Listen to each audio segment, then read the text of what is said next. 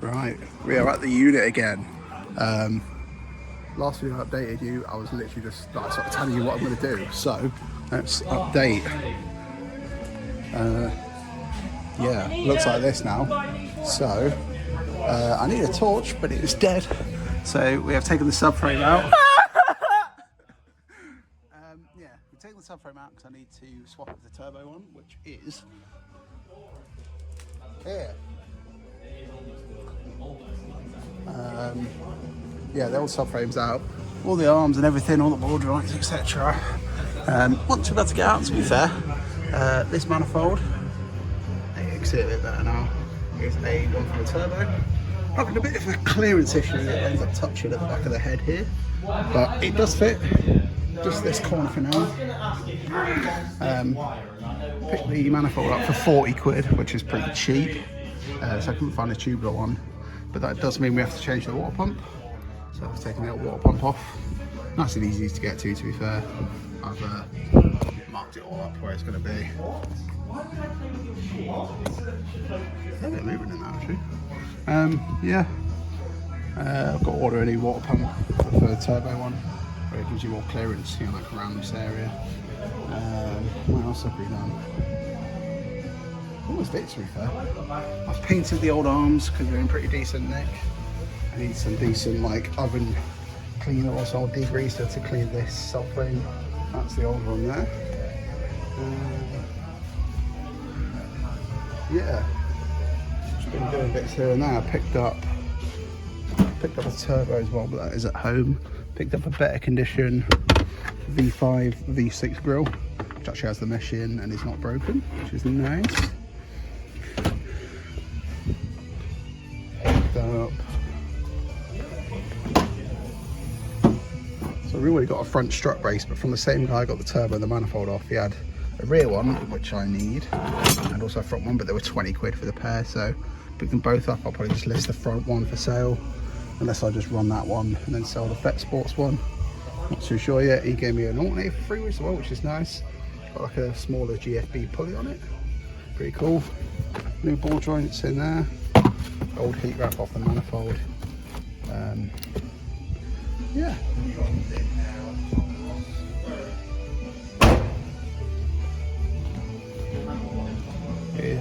Looks worse, but it's coming along. The unit has changed a fair bit. We have some cool banners. Yeah. Roadblocks. Cats gripped up. We have Max's E46, which is a 330D auto, which the gearbox went kaput. So I have a manual swap there. Got Alex's MX-5. Fitting a roll bar too. Fashioning all sorts. Roll bar fitting.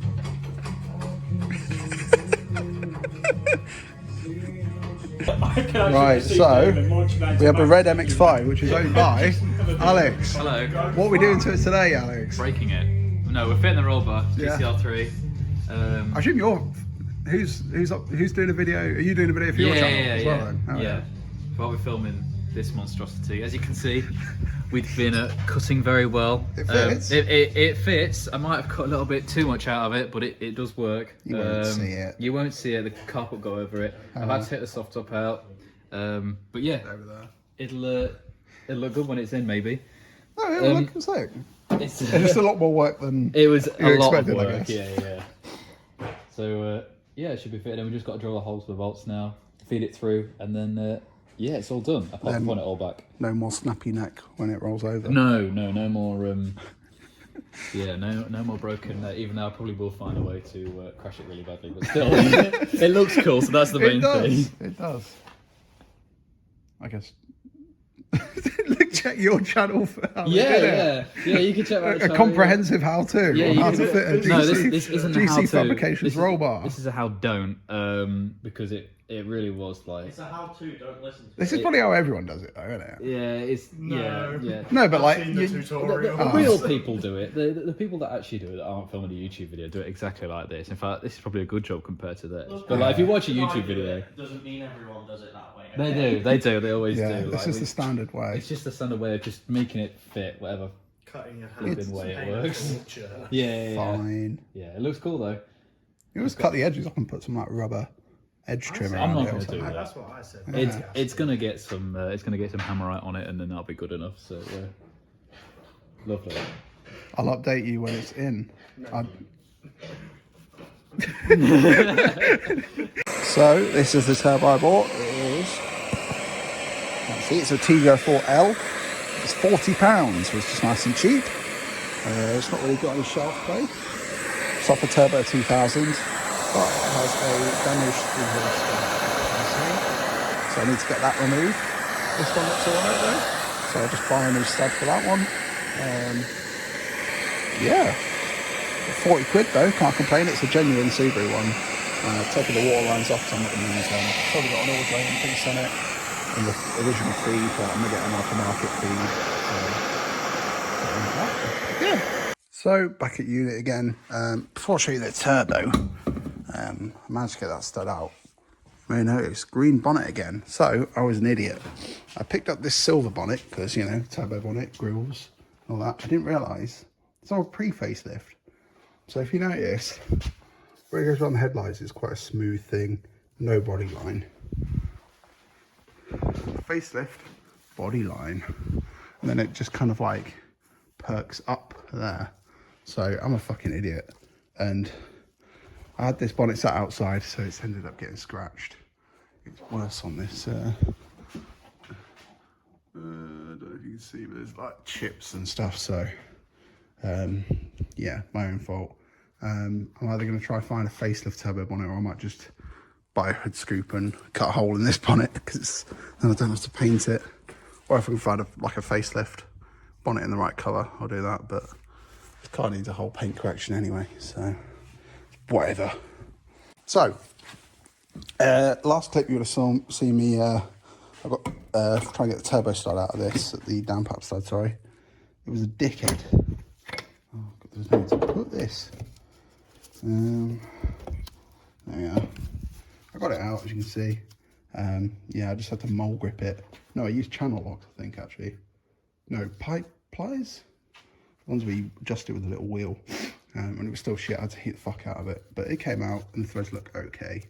I could do with a tap, really, to run down everything. But I brought it here just so I can see whether it fits or not, because I don't know if it will. I feel like it's going to hit the fuel pressure regulator. I forgot to bring a torch as well, which is great. So yeah, let's see what happens. So as expected, it don't fit. Yeah, so where the up pipe places the turbo, I've only got it on one stud, but like it's got to rotate more like that. But the fuel pressure regulator is in the way. So I think my plan for this is to try and modify this up pipe. It's too close to the head. Back there, you see it's like almost touching. I could always make a spacer or something, or just extend this straight bit.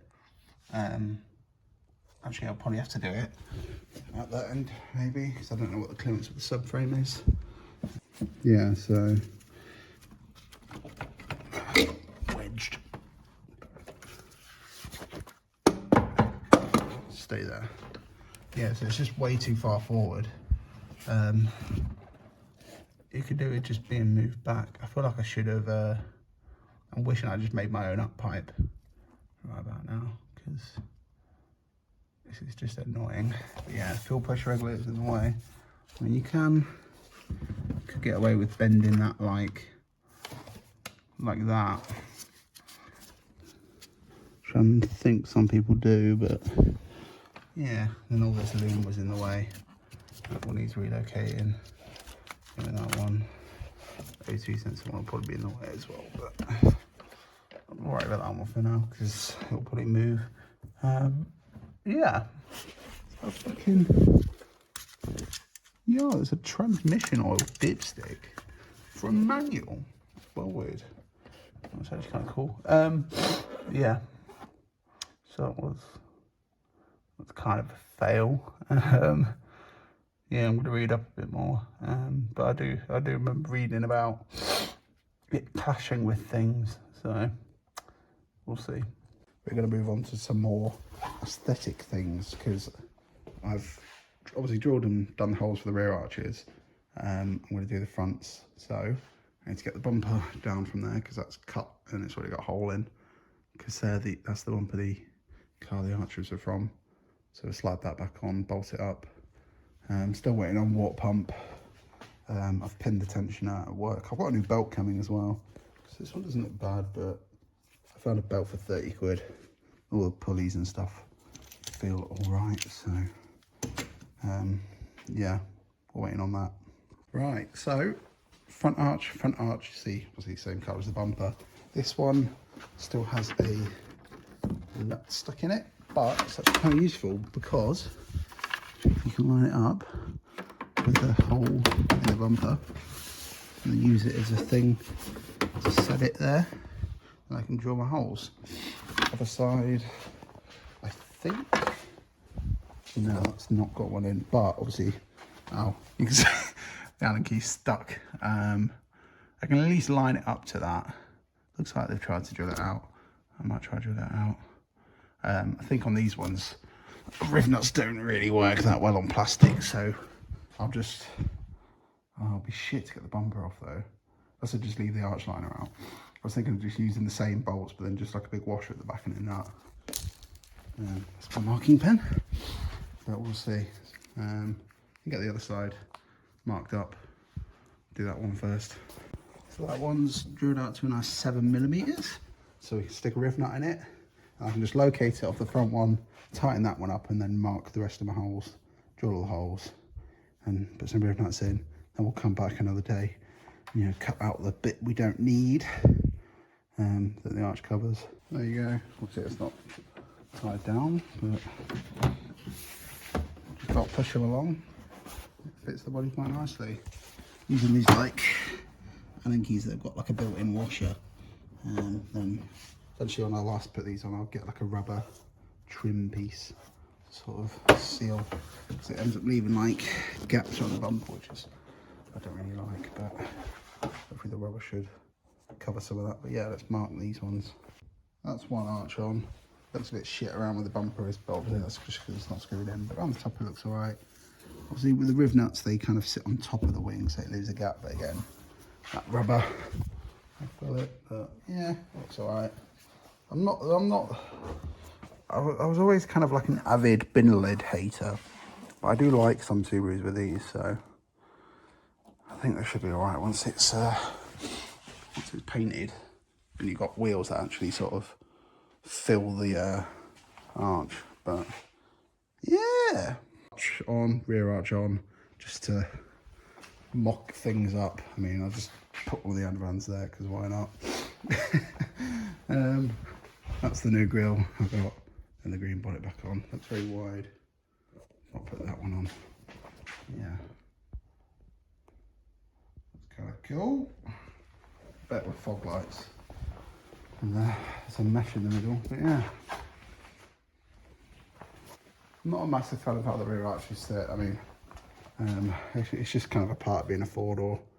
You know, you have that kind of part there. But obviously it just means you can open the door. Yeah, these are mud spec wheels, but it's all part of it. Yeah. So I think we're going to end the video there. Sorry I didn't film too much. We're removing the subframe and that. I've just been sort of going off to work, just cracking on with it basically. But I'll film the reassembly of the new subframe because I've painted most things. I'm just waiting on some things like poly anti-roll bar, debushes. I've got some new aluminium drop links. I've painted the anti-roll bar, painted all the brackets. I need to still paint the subframe. I'll sort of in an hour on whether to do it or not because it's covered in like, it's like a kind of grease that's like a bit, it doesn't come off straight away. It's fucking annoying. What else? I need to buy, I've painted the steering rack. I want to buy new inner and outer tyre rods, but I can't afford that this month, so we'll see. Waiting on the water pump to come, otherwise I could have done that, but and that timing belt. So yeah, I'm gonna leave it there. I'll see you in the next one. Hopefully it'll look a bit more complete. Cheers.